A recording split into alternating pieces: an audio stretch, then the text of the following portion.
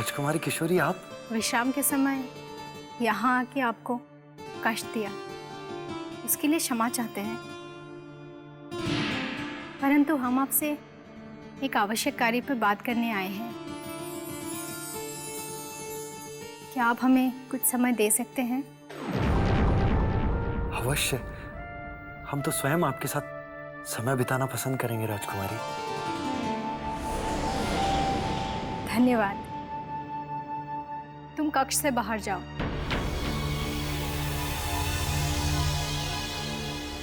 इतनी रात गए राजकुमारी जी किस कार्य से यहाँ आई है? तुमने सुना नहीं? हमने तुम्हें तुरंत इस कक्ष से प्रस्थान करने का आदेश दिया है। जी राजकुमारी जी, परंतु अतिथि युवराज की सेवा अधूरी छोड़कर क्या मेरा जाना उचित होगा? हमारी सेवा पूर्ण हो चुकी है, हमें एकांत चाहिए। अब तुम जाओ यहां से। जो आज्ञा।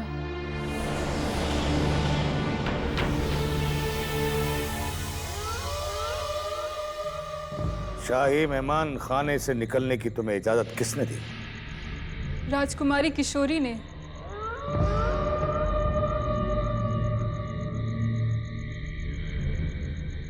क्या तुम्हें याद नहीं कि मेरे आका ने तुम्हें हुक्म दिया था कि शहजादी आलिया और दुश्मन शहजादा कभी एक दूसरे से मिल ना पाए? तो फिर तुमने मेरे आका का हुक्म क्यों नहीं माना? क्या तुम भी उस शहजादे से मिल गई हो जो मेरे आका के साथ साथ शहंशाह का भी दुश्मन है? मैं ये सब जानती हूँ चंगेज, लेकिन इसमें मेरा क्या दोष है? यदि मैं राजकुमारी जी की आज्ञा को ठुकरा देती तो वो मुझे इस वक्त बंदी बनाकर कारागार में डाल देते। इसका मतलब दोनों तरफ है आग बराबर लगी हुई, लेकिन दो दुश्मन दिल कभी परवान नहीं चढ़ सकते। उनकी मोहब्बत कभी कामयाब नहीं हो सकती। इसमें आपका कोई दोष नहीं है राजकुमारी। जो भूल आपके पिताश्री से हुई उसके लिए आप स्वयं को दोषी क्यों ठहरा रहे? हमें आपसे कोई शिकायत नहीं। आपके समान आपका मन भी अति सुंदर है युवराज।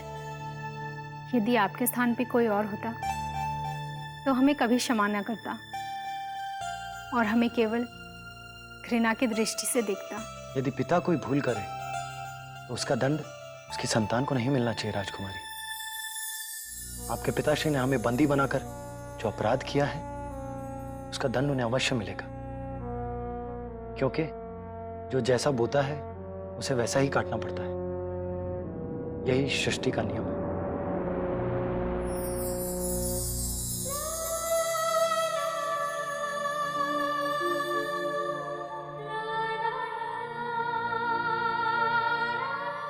जितने उच्च विचार हैं आपके, परंतु हमारे पिताश्री के लिए आपके मन में जो क्रोध है वो अभी नहीं मिट सकता, ये हम जानते हैं।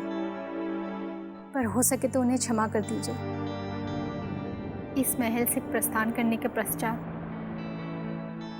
आप हमें भूल मत जाइएगा, क्योंकि हम आपको यहाँ से मुक्त करने वाले हैं। क्या हम मुक्त होने वाले? हाँ युवराज, हमने अपनी विशेष सेविका को अपने विश्वास में ले लिया है। वो आपको रातों रात महल के गुप्त सुरंग तक पहुंचा देगी, जहां से आप सुरक्षित अपने राज्य पहुंच जाएंगे। बस इसी कार्य से हम आपसे इतनी रात गए मिलने आए थे।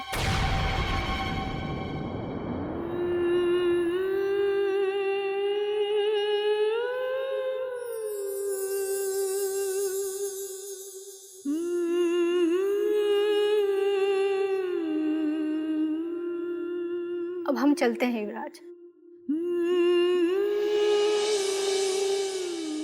सुनिए राजकुमारी,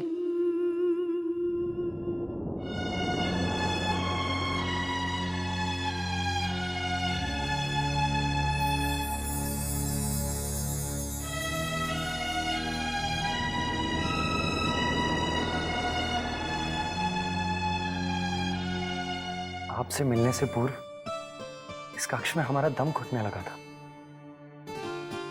परंतु अब हमारा यहाँ मन लग गया है। अब यहाँ हम और कुछ दिन रहना चाहते हैं।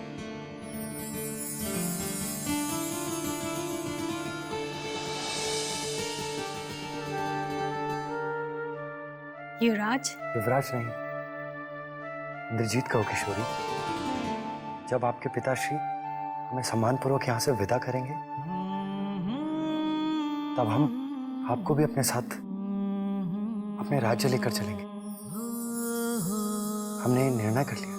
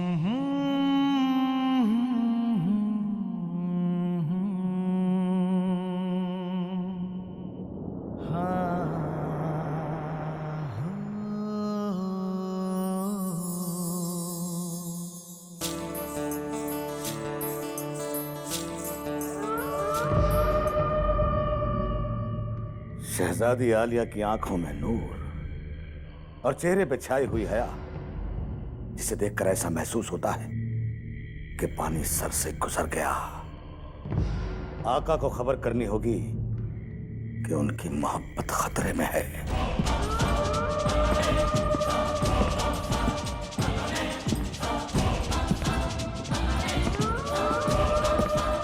मेरे आका, शहजादी आलिया शहजादे से मिलकर वापस लौट गए। क्या इतनी रात को राजकुमारी किशोरी युवराज के कक्ष में गई थी? परंतु क्यों? वो तो शहजादे की बांदी मृणाली ही बता सकती है, क्योंकि जैसे ही शहजादी आलिया शहजादे के कक्ष में पहुंची, वो मुस्कुराते हुए बाहर निकल गई। क्या वो तुच्छ मृणालिनी भी उनके साथ मिली हुई है?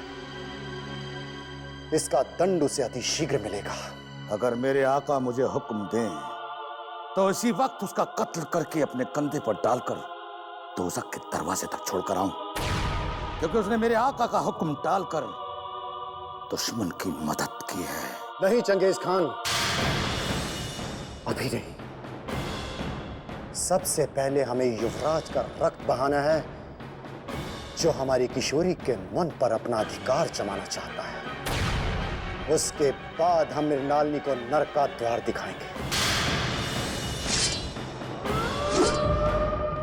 आपके बढ़ते हुए कदम रोकने की न तो मेरी औकात है और न ही मेरी ताकत। लेकिन मेरे आका, ये काम आपका नहीं, चंगेज खान का है।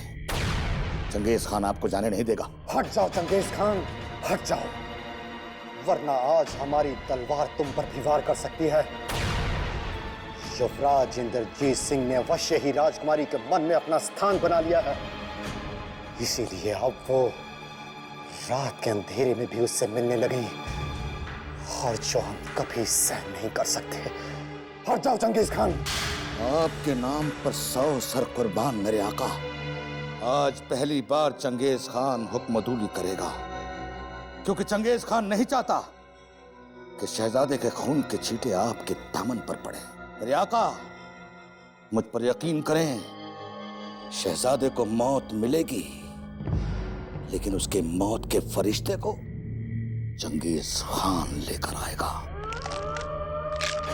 तुम्हारी प्रार्थना और वफादारी के बोझ ने हमारी तलवार को वापस मयान में रखने पर विवश कर दिया है चंगेज खान, परंतु आने वाला कल युवराज के लिए काल भी बन सकता है। यदि युवराज को जीवित रहना है तो उसे राजकुमारी को सदा सदा के लिए भूलना होगा।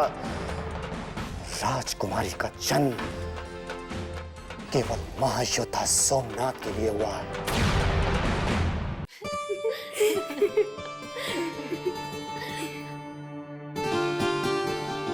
क्या बात है राजकुमारी किशोरी, आज आप बहुत खुश दिखाई दे रही हैं। राज क्या है?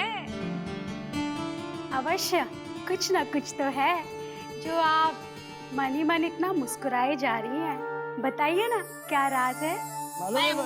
बलवान मैं सुंदर हूँ। अरे तू नहीं, मैं सबसे सुंदर हूँ। अरे मैं सुंदर हूँ। मैं सबसे सुंदर हूँ। मैं सुंदर हूँ। नहीं, मैं सबसे सुंदर हूँ। मैं सबसे सुंदर हूँ।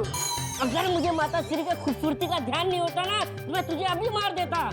यदि पिता श्री की आज्ञा होती तो मैं तुझे भस्म कर देता। मैं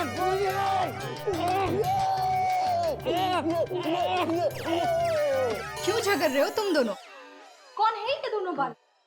ये दोनों क्रूर सिंह जी के होनहार सुपुत्र हैं।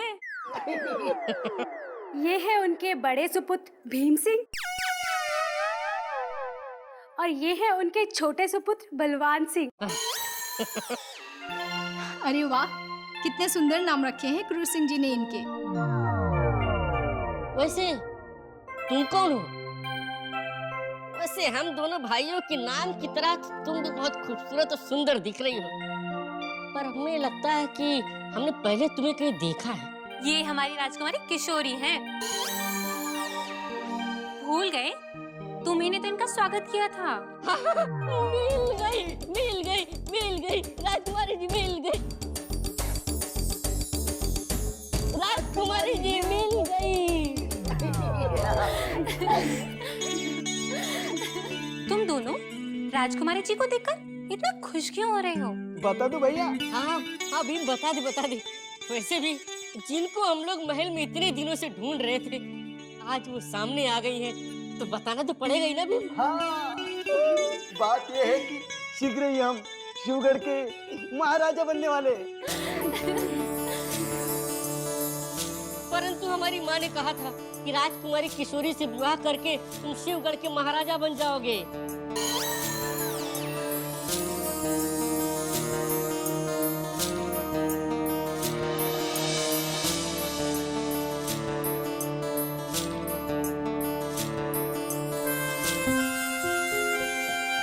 हम दोनों विवाह का प्रस्ताव लेकर आपके पास आए हैं। अब आप ही चुनाव कीजिए कि हम में से किसे पसंद करती हैं और किसे निकाल के बाहर कर देती हैं। अरे आधे अधूरों, पहले पूरी तरह मनुष्य तो बन जाओ, फिर सोचना हमारी राजकुमारी जी से विवाह करने के बारे में। चलिए राजकुमारी जी, ये दोनों पूरी तरह अपने पिताश्री क्रूर सिंह पर गए हैं।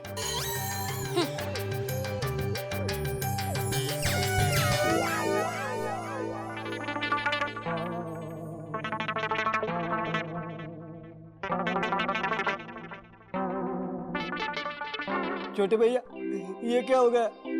ये की झटके में राजकुमारी ने हम दोनों का राजा होने का सपना तोड़ दिया। तू निराश मत हो भीम। मुझे लगता है राजकुमारी जी भी शर्मा रही थी, पर उनकी आंखों में मुझे प्यार नजर आया। तू देखना, एक दिन महाबली वीर बलवान सिंह से विवाह करने के पश्चात वो यहाँ की रानी बन जाएंगी और समस्त योद्धा महायोद्धा हाथ मलते रह जाएंगे। हाथ मलते रह जाएंगे।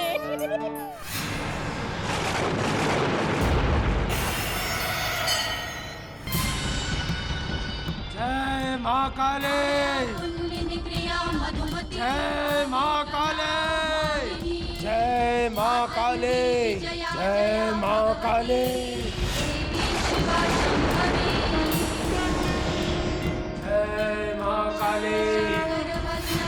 जय मां काली, जय मां काली, जय मां काली, जय मां काली, जय मां काली, जय मां काली।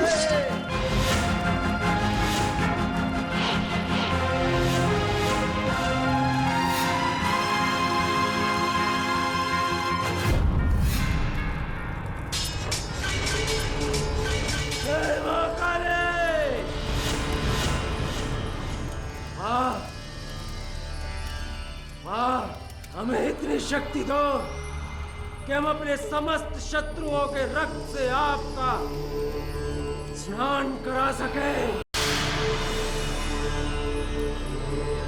जय मां काली, जय मां काली, जय मां काली, जय मां काली। मां, हम अपना रक्त तब तक बांधते रहेंगे जब तक आप हमें इतनी शक्ति नहीं दे देती कि हमारे समस्त शत्रुओं का नाश स्वयं ही हो जाए। जय मां काली, जय मां काली, जय मां काली, जय मां काली, जय मां काली, जय मां काली, जय मां काली, जय मां काली।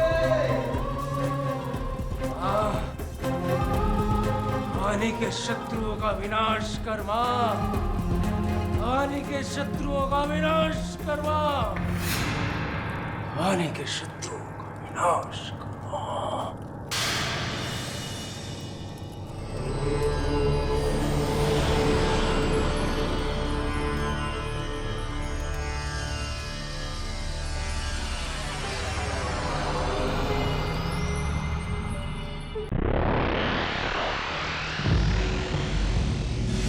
शहजादी आलिया रात के वक्त शाही मेहमान खाने में शहजादे इंद्रजीत से मिलने गई। शहजादी के चेहरे पर नूर और हया की लाली थी। शहजादी की मुस्कुराहट बता रही थी कि मोहब्बत की आग सुलग चुकी है।